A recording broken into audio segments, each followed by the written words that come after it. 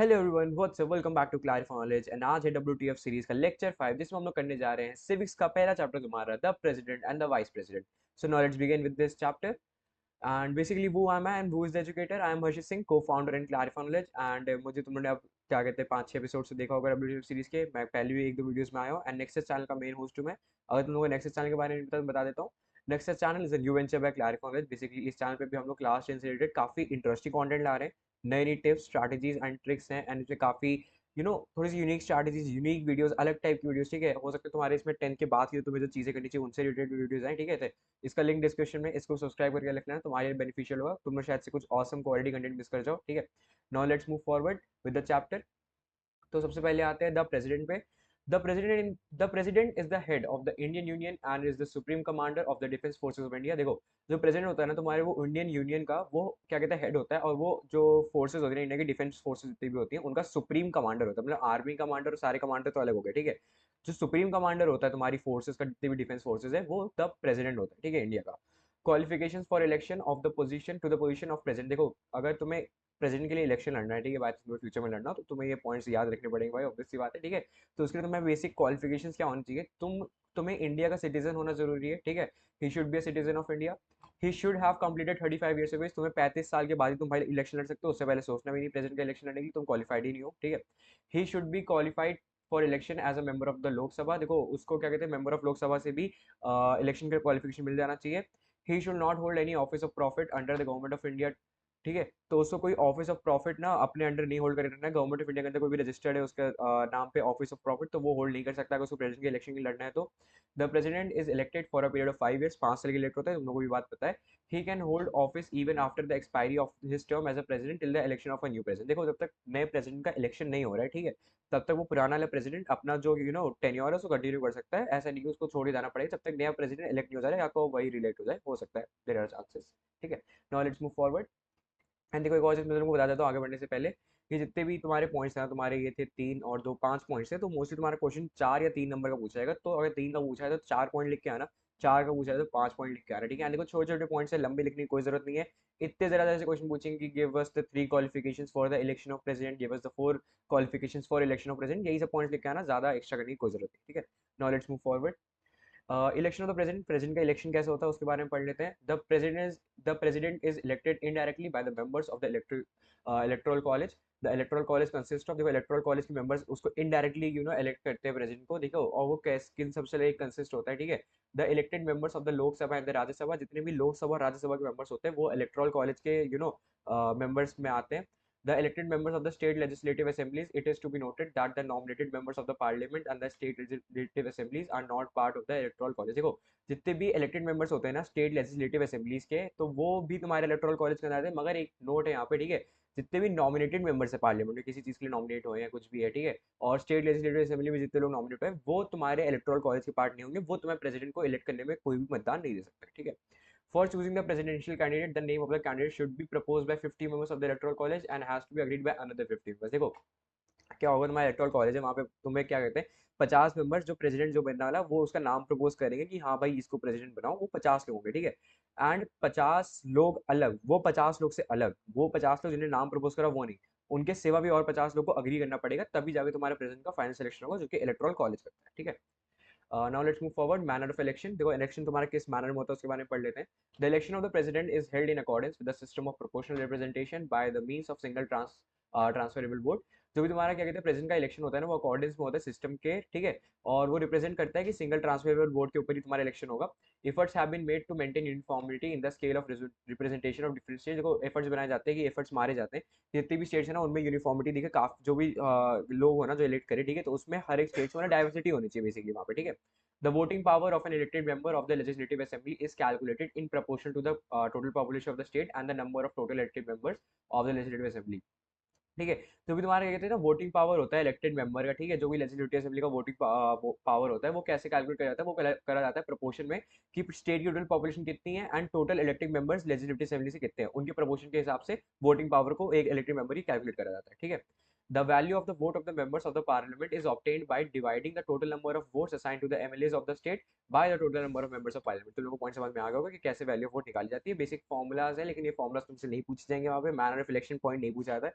Basically हर साल जो question repeat होता है उसमें तुम्हारा क्वालिफिकेशन ही मोस्टली रिपीट होते हैं. ठीक है, टेन्योर मान लो छोटे में फिर इन ब्लैंक ऐसे भी पूछ लिया कुछ. ठीक है, लेकिन मोस्टली इतनी भी चीजें होती है ना, वो क्वालिफिकेशन ही तुम्हारी हर साल रिपीट होकर आती है पेपर्स में. ठीक है, तो मैनर ऑफ इलेक्शन में अगर उतना ध्यान नहीं भी होगा चलेगा. ठीक है, जो तुम्हारा क्वालिफिकेशन वाला पार्ट है उसको अच्छे से पढ़ लेना. सिंगल ट्रांसफरेबल वोट सिस्टम, इसके बारे में थोड़ा सा पढ़ लेते क्या होता है. हो सकता है पूछ ले what is single transferable vote system, मगर मैं यही कहूंगा क्वालिफिकेशन को अच्छे से पढ़ के जाना, वो पूछने के ज्यादा चांसेस होते हैं. In the single transferable vote system, all candidates are first listed and an electoral gives preference to these candidates. ठीक है, जो भी तुम्हारा वोट सिस्टम होता है उसमें सारे कैंडिडेट्स को पहले लिस्ट करा जाता है, एंड जो इलेक्टोरल कॉलेज वही होता है तुम्हारा, वो प्रेफरेंस देता है इन कैंडिडेट्स को. ठीक है, कि मतलब ऊपर ये नीचे ये. ठीक है, for example an electoral may give first preference to candidate A and second preference to candidate भाई, ऊपर नीचे कि ये तुम ऊपर रहोगे तुम नीचे रहोगे, प्रेफरेंस लिस्ट तुम्हारी तरह से कह लो. ठीक है, if a candidate gets absolute majority, he is declared as elected. If no candidate gets majority, the candidate who gets the least number of votes is eliminated. The process of elimination continues until a candidate gets an absolute majority. देखो ये हो गया preferences बन गई. ठीक है, मान लो ऊपर वाले बंदे को 50 लोग ने हाँ बोल दिया. ठीक है, नीचे वालों को बस 35 लोग ने बोला, तो वो देखो मेजोरिटी उसके पास से वही बन रहा है. ठीक है, लेकिन क्या है, एब्सोल्यूट मेजोरिटी होगी तुम्हारी 50 लोग की मेजोरिटी. ठीक है, लेकिन अगर तुम एब्सोल्यूट मेजोरिटी हो ही नहीं, 50 लोग एग्री नहीं कर रहे, मान लो 45 कर रहे हैं, इस पर 35 कर रहे हैं, फिर किसी पे 20 कर रहे हैं, किसी पे 10 कर रहे हैं, तो 10 वाले को एलिमिनेट कर जाएगा. फिर अगला राउंड होगा. ठीक है, और अगर किसी को उसमें एब्सोल्यूट मेजोरिटी मिल गई तो चलो ठीक है, वरना आखिर में कोई दो बचेंगे, उसमें कोई एक सिलेक्ट होगा, वो तुम्हारा प्रेसिडेंट बन जाएगा. सिंपल सा रूल है. ठीक है, ये काफी इजी पॉइंट था, मैंने अच्छे से एक्सप्लेन भी कर दिया, तुम लोग समझ में आ गया. देखो इंग्लिश में अगर तुम्हारी इंग्लिश ट्रांसलेशन अच्छी है तो हिंदी में समझ के जाओ, इंग्लिश में वहाँ पे अपने वर्ड्स में लिख दो. अगर अपने वर्ड्स में लिखोगे तो नंबर भी मिल जाएंगे. बस ज्यादा गलतियां मत करना कि कुछ भी एक्स्ट्रा उठा के लिख दिया. स्लाइड से थोड़ा कंटेंट याद करो, थोड़ा दिमाग में रहेगा, थोड़ा खुद से बना दो, अपनी लैंग्वेज लिख दो, कोई दिक्कत नहीं, कहीं नंबर नहीं कट रहा है. ठीक है, मैंने खुद ऐसी चीजें लिखी है एंड मैं बोर्ड्स में पास होकर आज मैं पढ़ाने यहाँ पे आया हूँ. ठीक है, I mean I am 12th pass, obviously मैंने 10th भी पास करी है. Now let's move forward. Indirect election. ठीक है, जो तुम्हारा प्रेसिडेंट होता है मैं सोचते कि भाई बाकी सबके डायरेक्ट इलेक्शन होते हैं, लोग वोट करते हैं, भाई तो प्रेसिडेंट का इनडायरेक्ट इलेक्शन क्यों होता है, कोई तो रीजन होगा ना इसका. ठीक है, तो देखो there are several reasons as to why the president is elected indirectly. These are, देखो इसमें रीजंस पढ़ लेते हैं.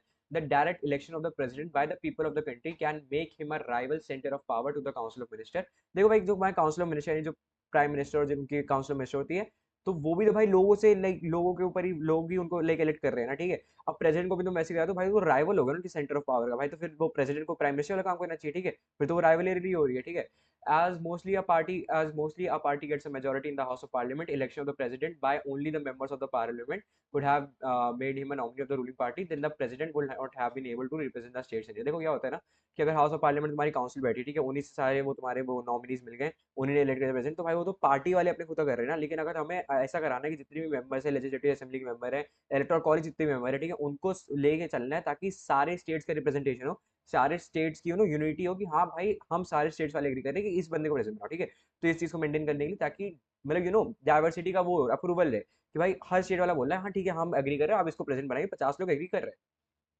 The election of the president by an electoral college consisting of the state legislative assembly makes the president the elected representation of the whole nation. देखो जो भी तुम्हारा president का इलेक्शन होता है ना इलेक्टोरल कॉलेज, वही सेम चीज बता रहा हूँ. उसमें स्टेट लेजिस्लेटिव असेंबली के लोग हैं, छोटे मतलब स्टेट लेवल के भी लोग हैं, जितनी स्टेट लेजिस्लेटिव असेंबली है उनके भी लोग हैं, इलेक्टोरल कॉलेज के भी लोग हैं, लोकसभा राज्यसभा. तो भाई देखो वो है ना कि अलग अलग स्टेट के अलग अलग लोगों ने ही पूरा एक बंदे को करा जो कि पूरे नेशन को रिप्रेजेंट कर रहा है. So that's a big thing. वो तुम लोगों के वोट से नहीं करा सकते हो सकता है करा भी सकते हो, लेकिन that is a better process कि इनडायरेक्ट इलेक्शन करे प्रेसिडेंट का, क्योंकि वो पूरे एक तरह से नेशन को रिप्रेजेंट कर रहा है तुम्हारे. ठीक है, टर्म कितना होता है प्रेसिडेंट का, that president is elected for a period of 5 years. He can hold office even after the expiry of his term as president till the election of a new president. वही चीज बताई, 5 साल का tenure होता है उनका. ठीक है, एंड तक नया प्रेसिडेंट नहीं आ जा रहा है तब तक उनको अपना ऑफिस वो होल्ड कर सकते हैं, यानी अपना वो टेन्योर कंटिन्यू कर सकते हैं. Now let's move forward. Procedure for the impeachment of the president. ठीक है, तुम्हारा जो प्रेसिडेंट है उसको हटाना हो, ठीक है, उसको हटना, तो उसका क्या प्रोसीजर रहता है पूरा. For impeaching the president a resolution can be moved after giving a 14 days notice which should be signed by not less than 1/4 of the total members of the house. The resolution should be pass by majority of at least 2/3 of the total membership of the house. कुछ president को अगर तुम्हें हटाना हो तो तुम्हें यही करना होगा कि तुम्हें एक रेजोल्यूशन पास करना होगा. ठीक है, वहाँ पे 14 दिन पहले, ये भी जो तुम्हें हटाना उसे काम करने के पहले तुम्हें 14 दिन पहले एक रेजोल्यूशन पास करना पड़ेगा, जिसमें वो साइन करना चाहिए, एंड साइन तुम्हारा होना चाहिए वो तुम्हारे हाउस में जितने मेंबर्स है ना उनका 1/4 लोग को साइन करना ही करना है. उससे कम होंगे तो वो पहली बात आगे नहीं जाने वाला. ठीक है, सेकंड क्राइटेरिया तुम्हारा क्या है, the resolution should be pass by a majority of at least 2/3 of the total membership of the house. देखो साइन तो हो गया, लेकिन जो मेजोरिटी होनी चाहिए ना, क्योंकि पास कब हो रहा है, ठीक है, टू थर्ड लोगों को जो कि हाउस के होंगे, टू थर्ड्स को, ठीक है, पास करना पड़ेगा इसको, तभी वो रेजोल्यूशन पास होगा। पहले तो साइन वन फोर्थ लोगों को करना है, फिर टू थर्ड को पास भी करना है, ठीक है। The charge is then investigated by either the House of the Parliament, and the President can appear and get represented during such an investigation। मान लो प्रेसिडेंट ने कुछ कांड कर दिया, तो लोग उसको हटा रहे, ठीक है, तो क्या होगा, जो चार्ज है ना, वो पहले हाउस ऑफ द पार्लियामेंट के सामने पूरा इन्वेस्टिगेट होगा, एंड प्रेसिडेंट आके अपनी गवाही दे सकता है कि भाई हाँ मैंने कुछ नहीं करा है, फर्जी कर रहे हैं ये वो, मुझे हटना नहीं है, ये हटा रहे जबरदस्ती। तो वो सबने गवाही दे सकता है। If after investigation a resolution is passed by majority of not less then two thirds members of both house of the parliament, the president is impeached, ठीक है। जो भी तुम्हारा क्या कहते हैं ये होगा कि अगर इन्वेस्टिगेशन होगी उसके बाद मेजोरिटी यानी two third of the people, यानी लोकसभा और राज्यसभा के टू थर्ड पीपल ने पास कर दिया, वो ठीक है, रेजोल्यूशन पास कर दिया, तो प्रेसिडेंट को हटा दिया जाता है, द प्रेसिडेंट इज इम्पीच, ठीक है। तो चलो एग्जीक्यूटिव पावर्स के बारे में पढ़ लेते हैं। तुम्हारा जो प्रेसिडेंट है उनके एग्जीक्यूटिव पावर्स क्या क्या होती है। The president is the head of the Indian union, जो हमने स्टार्टिंग में बताया, इंडियन यूनियन जितनी भी है उनके हेड है president. All executive orders are issued by the prime minister and his cabinet on the name of the president. President के नाम पे जितने भी प्राइम मिनिस्टर उनकी कैबिनेट एग्जीक्यूटिव ऑर्डर्स देती है, वो प्रेसिडेंट के नाम पे ही एग्जीक्यूटिव ऑर्डर्स आते हैं, ठीक है। ऑल की appointments are made on the name of the president on the advice of the prime minister and his cabinet, the president appoints. देखो जितने भी प्रेसिडेंट क्या कहते हैं अपॉइंटमेंट्स करता है, ठीक है, वो प्राइम मिनिस्टर के एडवाइस पे करता है, एंड और क्या कहते हैं प्रेसिडेंट किन किन को अपॉइंट करता है देख लेते हैं। द प्राइम मिनिस्टर, ठीक है, यहाँ पे थोड़ा सा मिस प्रिंटिंग है, प्राइम मिनिस्टर के एडवाइस भी प्राइम मिनिस्टर को तो भाई इलेक्ट होगा नहीं, तो गलत लिखा हुआ है, मिस प्रिंटिंग है, थोड़ा सा मिस टाइप हो गया है। जो प्राइम मिनिस्टर होता है वो लोकसभा में जिसकी मेजोरिटी होती है वही भाई देखो प्राइम मिनिस्टर बनता है, तो प्रेसिडेंट उनको अपॉइंट करता है जिसकी मेजोरिटी होती है, ठीक है। दैट्स द मेन पॉइंट, ये वहां पे बताना चाह रहे थे स्लाइड में। The chief justice and the जजेस of the supreme court and high court, जितने भी चीफ जस्टिस होते हैं, जो सुप्रीम कोर्ट में चीफ जस्टिस हो गए, जजेस ऑफ सुप्रीम कोर्ट हो गए, हाई कोर्ट के, वो प्रेसिडेंट ही अपॉइंट करते हैं, ठीक है, प्राइम मिनिस्टर उनकी कैबिनेट के कहने पे या उनके एडवाइस पे। The governor of the states, lieutenant governors, and the chief commissioners of the union territories, the attorney general, the comptroller, and the auditor general of India, the chairman and the members of the Union Public Service Commission। जितने भी ये नाम आए थे ना यहाँ पे, इसमें से पूछ सकते हैं कि दो तीन चीजें पूछ सकते हैं कि चीफ जस्टिस को कौन करता है एंड सुप्रीम कोर्ट कौन करता है, कि शायद से छोटे क्वेश्चन 2 नंबर क्वेश्चन पूछ सकते हैं, तो इनके बस नाम याद करें ना, ऑब्वियसली बताइए ऐसे बड़े बड़े टर्म से याद होंगे, prime minister, chief justice, supreme court के मेंबर्स हैं, ठीक है, गवर्नर हो गया तुम्हारा, लेफ्टिनेंट गवर्नर हो गया। तो ये पॉइंट से छोटे छोटे इनको याद कर लेना, बस यही लोग जितने में इनको प्रेसिडेंट अपॉइंट करता है प्राइम मिनिस्टर उनके कैबिनेट के कहने पे, उनके एडवाइस, ठीक है। President's rule is imposed over states if there is a breakdown of the state of machinery or if no party is capable of proving its majority on the floor of the house। देखो क्या होगा कि अगर मान लो लोकसभा में पार्टियां लड़ रही हैं, दो पार्टी की मेजोरिटी आ गई या दोनों पार्टी मेजोरिटी नहीं कर पा रही है, ठीक है, सिंपल से क्या होगा, प्रेसिडेंट का रूल लग जाएगा, मतलब प्रेसिडेंट का तुम्हारा प्राइम मिनिस्टर बन जाएगा। दैट मतलब ये चीज थोड़ी सी गलत होगी, लेकिन प्रेसिडेंट का रूल लग जाएगा। प्रेसिडेंट बेसिकली तुम्हारी सारी चीजें करेगा जब तक कोई भी प्राइम मिनिस्टर अपॉइंट नहीं होता है। Administration of the union territories and the border area is the responsibility of the president. देखो जितने भी यूनियन टेरिटरीज है ना तुम्हारी, और उनके जो भी बॉर्डर, जितने भी बॉर्डर एरियाज है, उनकी जो एडमिनिस्ट्रेशन की रिस्पॉन्सिबिलिटी है वो प्रेसिडेंट की ही होती है, ये पॉइंट याद रखना, ठीक है। आगे बढ़ते हैं, देखते हैं प्रेसिडेंट की तुम्हारी लेजिस्लेटिव पावर्स क्या होती है। The president addresses both houses of the parliament for the first session held after the general election. Lok Sabha जब भी प्राइम मिनिस्टर वाले तुम्हारे जब इलेक्शन हुए थे उसके बाद जो भी क्या कहते हैं ना सेशन होता है फर्स्ट सेशन, तो उसका जो स्टार्टिंग एड्रेस होता है वो पार्लियामेंट में सबसे फर्स्ट सेशन में एड्रेस करती है, प्रेसिडेंट करते हैं, ठीक है। He has the power to send messages to both house of the parliament related to any parliamentary matter. Example bills, the president has the power to summon and produce the houses of the parliament, ठीक है। तो वो कोई भी message भेज सकते हैं दोनों हाउस के पार्लियामेंट में, कोई भी पार्लियामेंट्री मैटर से रिलेटेड कोई भी बिल पास होगा फर्जी में उसको हटवाना हो या कोई भी दिक्कत उससे, तो वो आप मैसेज दे सकता है आगे उसको सुनवाई हो, एंड वो समन कर सकता है हाउस को अपनी, ठीक है, तुरंत ही मीटिंग बैठा सकता है, उनके पास इतनी पावर होती है। He can dissolve the Lok Sabha on the recommendation of the prime minister, वो लोकसभा को डिसॉल्व कर सकते हैं प्राइम मिनिस्टर की रिकमेंडेशन पे। The president nominates 12 members to the Rajya Sabha from among persons who have made great contribution to science, literature, social sciences, arts and sports. देखो 12 members होते हैं जिनको प्रेसिडेंट अपॉइंट करते हैं राज्यसभा में, और वो लोग वो होते हैं जिन्होंने ग्रेट कंट्रीब्यूशन करी होती है science, literature, social sciences, arts and sports में। ये पूछ सकता है कि कौन से 12 लोग होते हैं जिनको अपॉइंट करते हैं, या प्रेसिडेंट राज्यसभा में कितने लोग को अपॉइंट करता है। तो ऐसे नंबर 12 याद कर लेना, एंड किस लिए अपॉइंट करते हैं, जो जिन्होंने ग्रेट कॉन्ट्रीब्यूशन करे होते हैं साइंस, लिटरेचर, या सोशल साइंसेज, आर्ट्स या स्पोर्ट्स, ठीक है।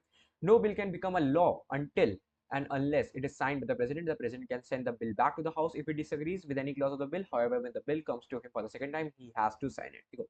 ये होता है कि जैसे मान लो कोई भी बिल है, उसको लॉ बनने के लिए प्रेसिडेंट का सिग्नेचर होना जरूरी है, कि ये एक पॉइंट को याद रखना है, ठीक है। एंड अगर उसको कोई भी क्लॉज उस बिल में जो भी लिखा है उससे अगर वो डिसएग्री कर रहा है, वो तुरंत उस बिल को वापस भेज सकता है। लेकिन अगर वो बिल सेकंड टाइम आ गया उसका, उसको वो साइन करना ही करना है, चाहे वो क्लॉज एग्री करे चाहे ना करे, सिंपल से एक रूल है, ठीक है, इसको याद रखना।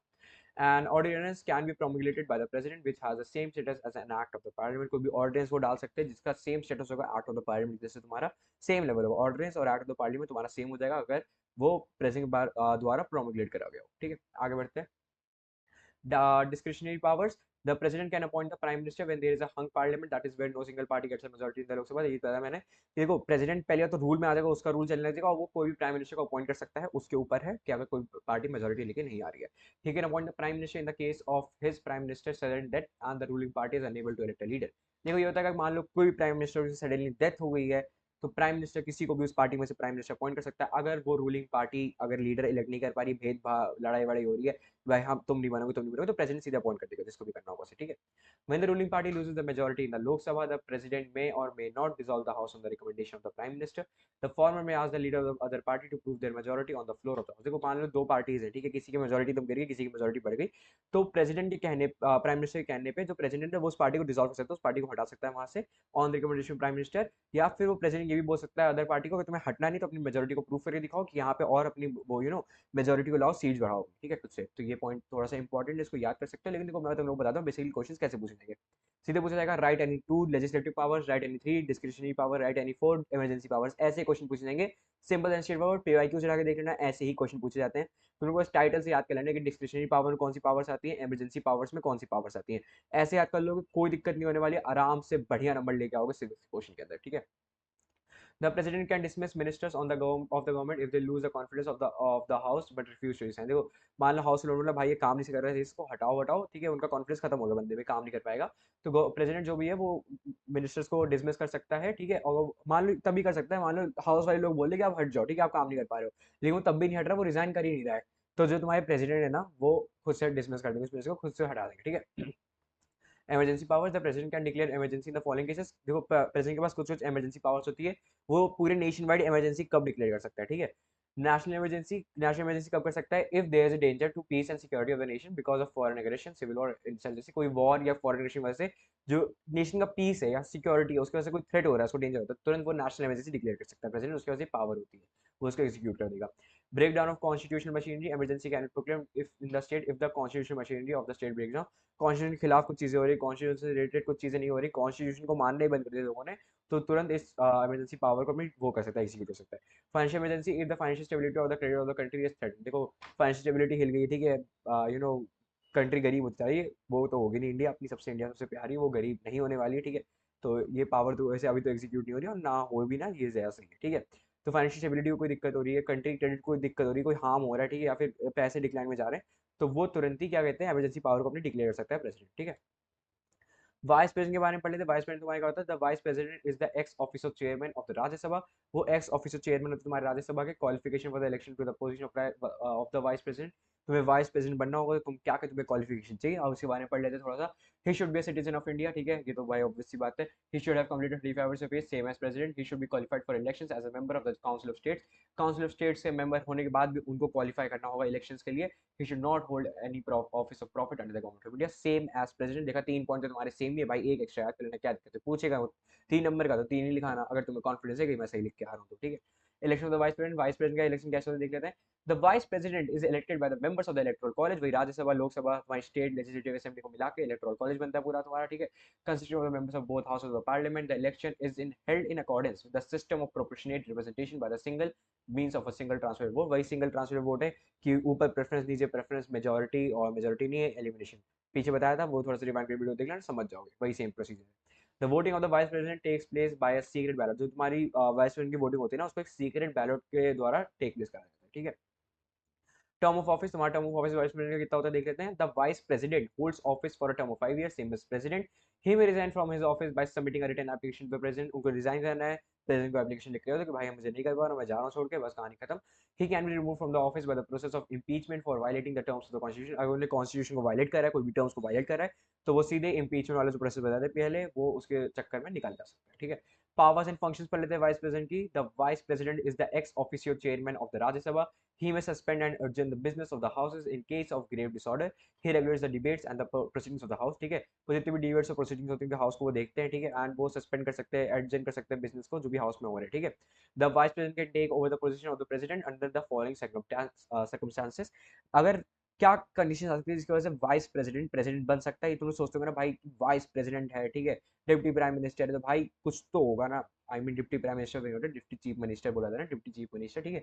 तो वो कैसे कब चीफ मिनिस्टर बनेंगे, वाइस प्रेसिडेंट का प्रेसिडेंट बनेगा. तो इसके बारे में पढ़ लेते हैं. इन case of the death of president, president की डेथ हो गई, वाइस प्रेसिडेंट प्रेसिडेंट बन जाएगा तुम्हारा. इन case of resignation of the president, president ने रिजाइन कर दिया है तो वाइस प्रेसिडेंट तुम्हारा प्रेसिडेंट बन जाएगा. इन case of impeachment of the president, president को निकाल दिया मिलकर हाउस के लोगों ने, तो वाइस प्रेसिडेंट तुम्हारा प्रेसिडेंट बन जाएगा.